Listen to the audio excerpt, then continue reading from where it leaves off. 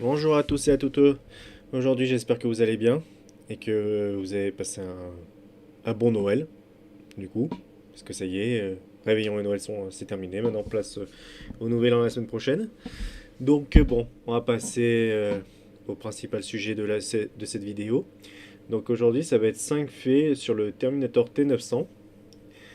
Du coup, on va commencer par le premier fait. C'est un modèle de l'univers étendu.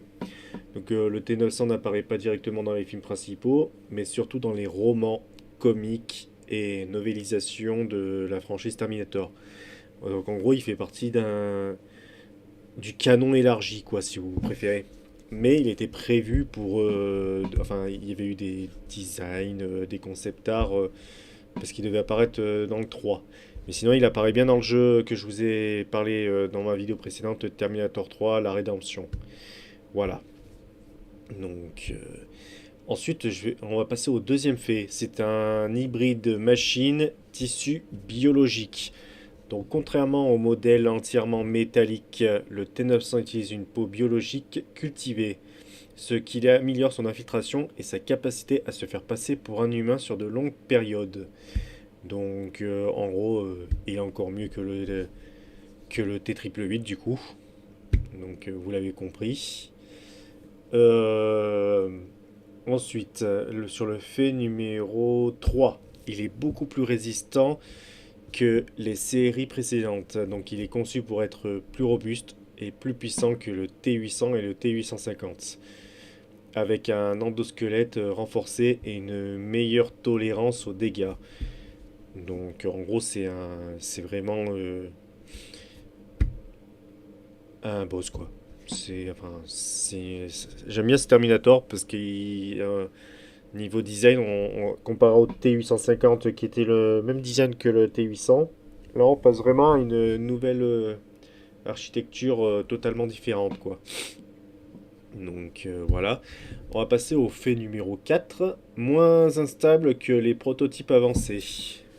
Donc c'est-à-dire que le T900 est présenté comme un compromis entre la puissance brute et la stabilité logicielle.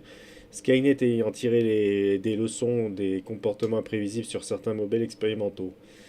Donc en gros, on va dire qu'il est équilibré quoi, comparé aux autres modèles.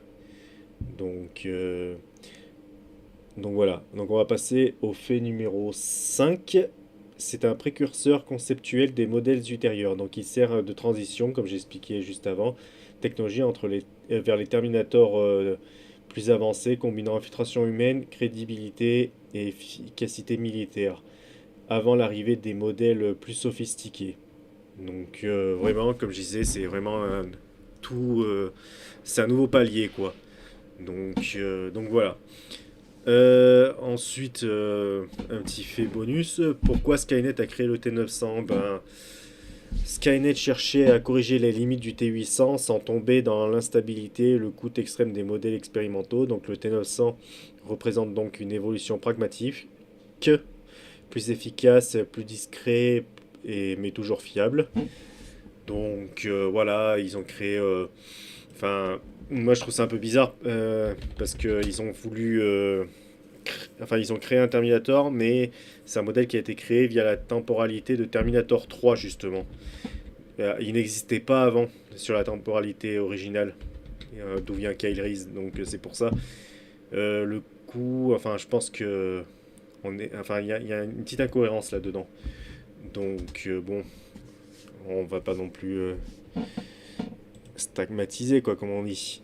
Et pour ceux qui ne le savent pas, il y aurait plusieurs modèles de T900, des variants. Et c'est sur des variants de couleurs, en fait, qui font leur différence. Donc il y a le Terminator couleur vert.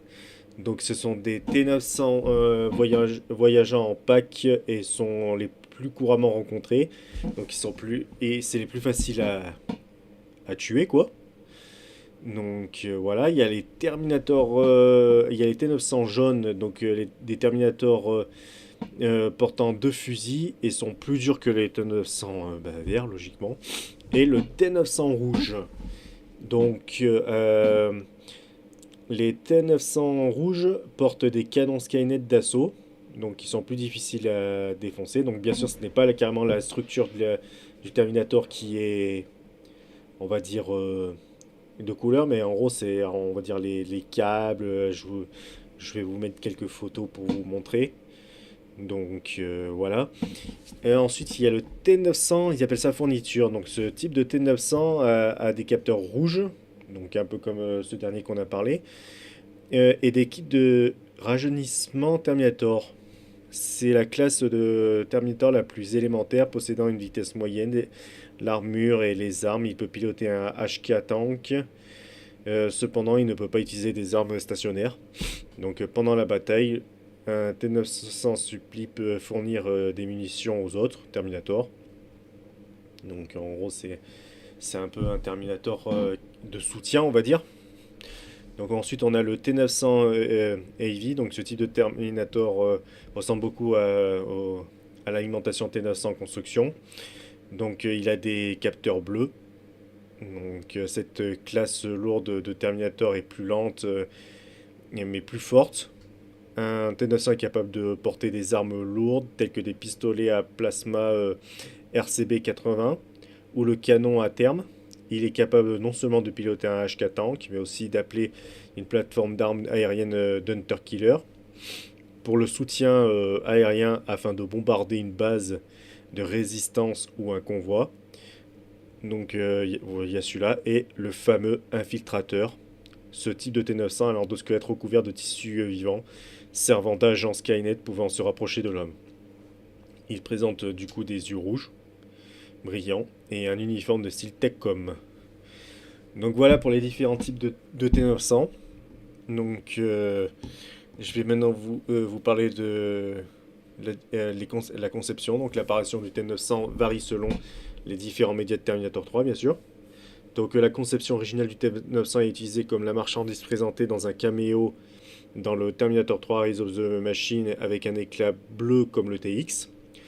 Et dans le jeu Terminator 3 Rise of the Machine, donc le jeu, l'apparition du T900 est la même que celle qu'on voit dans les films, à l'exception de la couleur éclatante. Dans le jeu, il y a trois couleurs, comme j'ai dit plus haut, vert, jaune et rouge. Dans dans le jeu vidéo Terminator 3 Wars of the Machine, le T900 est maintenu à une apparence précédente. Seulement, cette fois, ce détail sur son endocrâne est clairement différent à celui des Terminators précédents. Possédant une structure osseuse et une mâchoire renforcée et une augmentation globale de la protection crânienne, il a deux couleurs éclatantes de T900, Terminator rouge et bleu, sur son corps avec des bandes rouges. La conception précoce du T900 montre un modèle légèrement différent avec moins d'armure autour de sa région vertébrale et une zone de la cuisse. Cette apparence de T900 est, on va dire, similaire au TX. Et dans le fameux jeu, mon préféré, The Redemption, le T900 est une version améliorée d'un T850 qui dispose d'un châssis plus encombrant qui lui donne une apparence d'un T850 qui a un blindage appliqué à son endosquelette comme les autres incarnations. Il brille et rouge à l'intérieur, mais dans une moindre mesure, on va dire. Donc voilà pour cette petite vidéo sur le T900. Bon, bah, si vous avez apprécié ma vidéo, mettez un petit j'aime, ça me ferait plaisir, et abonnez-vous pour être averti de mes prochaines vidéos. Donc voilà, bon, bah, je vous souhaite une très bonne soirée, et puis à une prochaine. Merci.